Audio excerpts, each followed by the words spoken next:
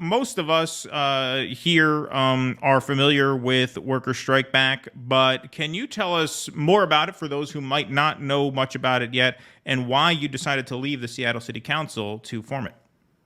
Yes, so for those who might not know much about it, I am a member of an organization called Socialist Alternative, which is a nationwide organization. And we, together as an organization, launched a campaign for city council in 2013. We won that campaign against all odds, and we proved that there is a huge opening for genuine working class politics, not like pretend progressive politics that we see most of the time.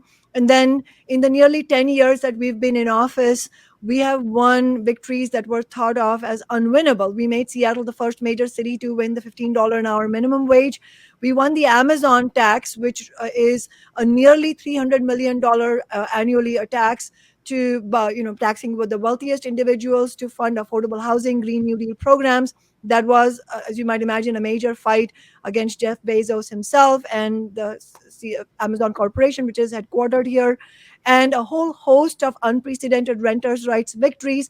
We also won the world's the only ban on caste-based discrimination outside South Asia, which galvanized South Asian American activists. So we've shown that a socialist fighting approach can win victories for the working class, unite working people across race, across gender, across nationality, and really that this is the way to fight against oppression as well.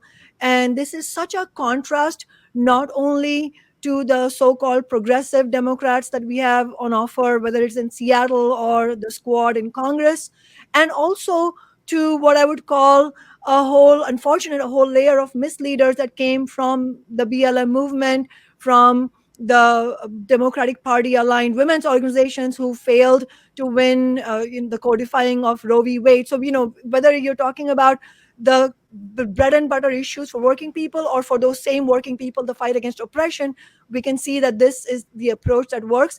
And so we don't want it to be limited just to Seattle. It is unfortunate that it's one of the only, or maybe the rare example of this kind of fighting strategy. And so we want to take this nationally, and ultimately, at this moment, the most important component of fight back is inside the labor movement, in the union movement.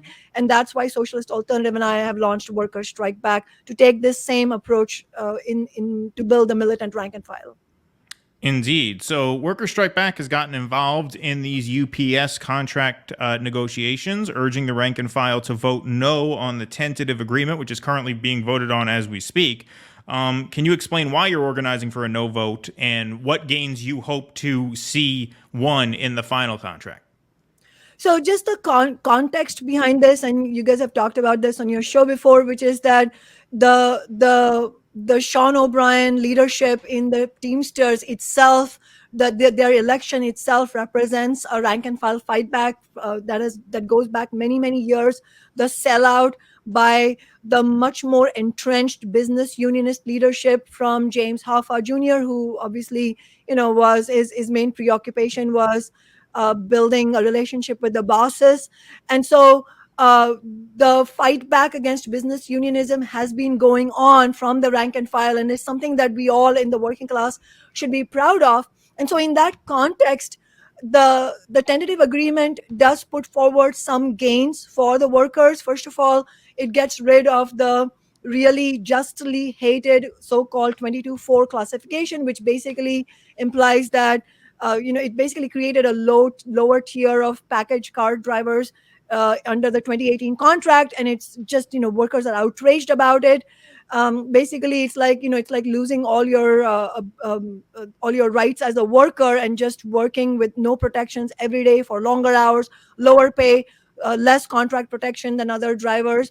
It's basically a nightmare. So that's a good thing. It also does bring forward wage increases, especially for part-time workers. But if you look at the numbers, unfortunately, I think it is clear, as more and more workers now are saying, that Teamsters are saying that it's actually nowhere close to good enough.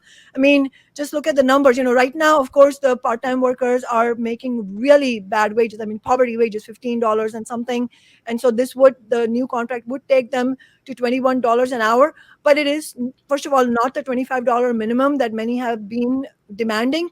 And then in addition, if you look at the breakup over the lifetime of the contract, the for example, the catch-up raises for the workers with senior workers would amount to about 50 cents for 5 years of work, and then the raises would be capped at $1.50 after 15 years of service. And so if you look at all these numbers, the gains that are available, especially for part-time drivers, are nowhere good enough. And I think the other, like, more fundamental component that we should draw out, in addition to the numbers themselves, is that a big goal, in my view, as a rank and file member of the labor movement myself and as a fighter for the working class, I think there is a huge opportunity here, first of all, to really build a fight back against the divide and conquer the UPS bosses have so successfully, unfortunately, done over Right. the last year. The divide between drivers and inside workers, and divide between full-time workers and part-time workers. And so there's a huge momentum here, a real moment also here to build a fight for a much better contract. And the way to do that would be to build a vote no campaign, get the workers prepared for short but really punchy, powerful strike action. And again, here we have to step back and look at the big picture here. We're not talking about just any corporation. This is UPS, right? UPS, which accounts for 6% of the nation's GDP and 3% roughly of the global GDP. This is a serious choke point for US and global capitalism.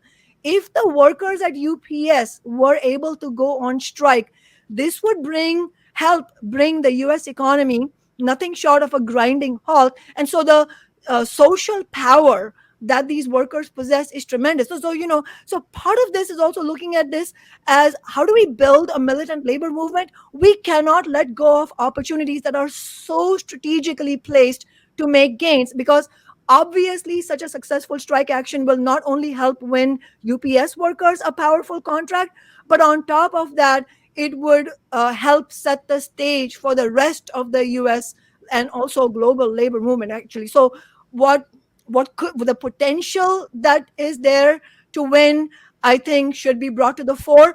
Just to be clear, I don't think at this moment the vote no campaign is the majority. It is the yes campaign, unfortunately, but it is still important for several reasons. I just want to quickly go over them, to build the vote no campaign, because the more workers that we talk to, the more we are understanding that there is an opening. So, this conversation, first of all, is very important. And the last day for voting is the 22nd, and most workers haven't voted yet. Most members haven't voted yet. So there is an opening for that. And then beyond everything, even if people said, well, the vote no won't succeed, still it is crucial, because unless we have this kind of extremely important debate inside the labor movement, we're never going to make gains. Yeah, I just had a brief follow up to that because I worked as an inside worker at UPS for a holiday season. It was the 2020 pandemic holiday season. And I would have joined the union if they didn't start giving me the runaround about the books being closed a month into my tenure. So I ended up leaving because it didn't look like I was going to get to join.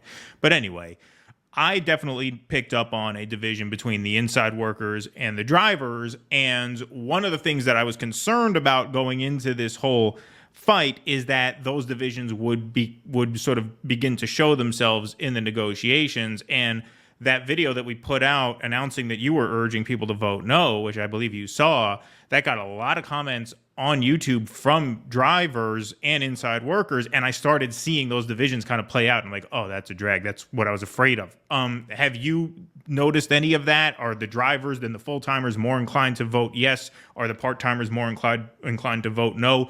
Is there division in the ranks that you can see from where you're at? I think there is a real discussion among the workers, and we are, I think it's fair to say that many part-timers are the ones who are inclined to vote no, because clearly they are at a losing end in this tentative agreement compared to full-time workers. But there are also full-time workers who are willing to vote no, maybe for their own reasons, maybe in solidarity with part-timers. But what I would say is that if we are to build the labor movement, and if we are to take the history of the labor movement seriously, then what it tells us is that your starting point is inevitably going to be influenced by the logic of capitalism itself. So the bosses divide us, and so if we let them divide us, we'll be divided. So it's not surprising if the starting point of the workers is to feel intimidated about a strike action, because let's be fair, it's this we're not going to be cavalier about calling for a strike action. It is serious business. The strike actions have to be well prepared there, because you're not getting a paycheck during that period. So we're not taking this lightly. But at the same time, we have seen again and again there's huge potential to build unity, solidarity among the workers, and and really prepare for such actions. But those things don't happen automatically. And so really here, I would put the spotlight on the leadership of the labor movement as a whole here, because unless we really push to make that happen, then we are going to see divisions among the workers. And then what, unfortunately, what I've seen many labor leaders do is then turn around and blame the rank and file themselves, for themselves. Much of the union leadership itself holding members back, rejecting them being activated, not really bringing them into discussions and debates, and really bringing them forward, and then saying, oh well, look, workers themselves are divided. The full-time workers are not willing to fight for the part-time drivers. I don't accept that. I think that there is huge potential to build this. Look at how well the practice pickets went.